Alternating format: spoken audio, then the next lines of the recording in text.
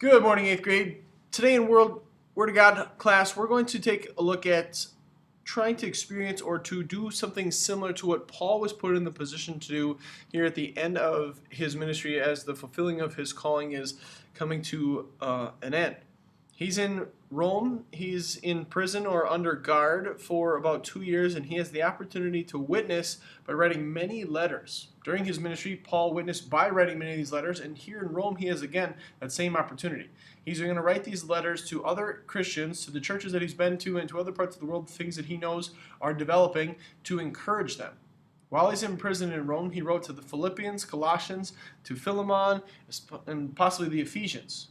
Now, I want you to experience this too, and you can witness in print too, but in this different format. Today we've got this wonderful thing called email that would allow us to communicate back and forth. So we're going to do a mock response to one of these 3 email messages, and you're going to write what you think would be an encouragement as a Christian to either one of these messages. You're going to have to pick one, and then you're going to fill in this information. You can write to who it is. Obviously, if it's Terry, you write to Terry. If it's Pat, you write to Pat. If it's Chris, you write to Chris. You're going to write your name right here, and then here's the subject. The subject is going to be the encouragement that you want to give, something that's positive coming from one Christian to another. Here's the first one. Hey Terry, how are you? You asked about my Sunday school, so I thought I would tell you some things we do. So, what do you do at Sunday school? What is it that you participate in? What it is that you learn about, that you discuss in a teen Bible study or in your Sunday school devotion? If that applies to you, then this would be a really good one to do, because then you can describe some of those things that you've experienced. Second one says, hey Pat, how are you? I'm sorry about your parents' separation. It must be pretty hard for you and your little brother. If you know somebody who's experienced something like this, somebody who's gone through a divorce in their family or some type of separation, some type of difficulty, maybe you have some insight as a Christian to provide a encouragement to say, hey, I know that things are tough. I know things are difficult.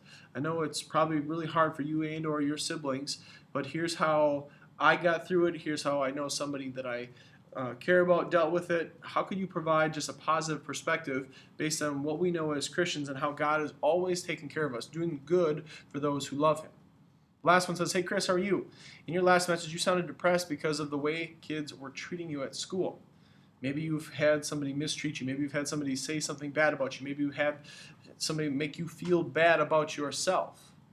How, as a Christian, can you respond to such a circumstance? How can you have a different perspective in the world because of your Christian faith? In this one, I would say this is probably the easiest to relate to, that we could talk about the way in which God views us versus the way in which people in the world view us. Because God views us as His wonderful children, who He loves. He loves so much that He sent His Son, Jesus, into the world. Even if people in this world are going to mistreat us, we can go back to God and find that love that we need. Even when we know Jesus tells us that people are going to hate you because of me, they're going to say things bad about you because you're different in the world, you're a Christian in the world, that can actually be a comfort. You understand that those things are going to happen. You understand that sin's in the world and that people are going to say things that are offensive, that are hurting to you. Well, we rely on our Christian brothers and sisters to understand how to deal with those things, and for those maybe more meaningful friendships than people who are going to make us feel depressed or put us down in those ways. We got to try and surround ourselves with those Christian people so that we don't have that common kind of treatment of each other. Again, pick one of those 3 that you could relate to, and you're writing your encouragement in the space below. God's blessings on your efforts.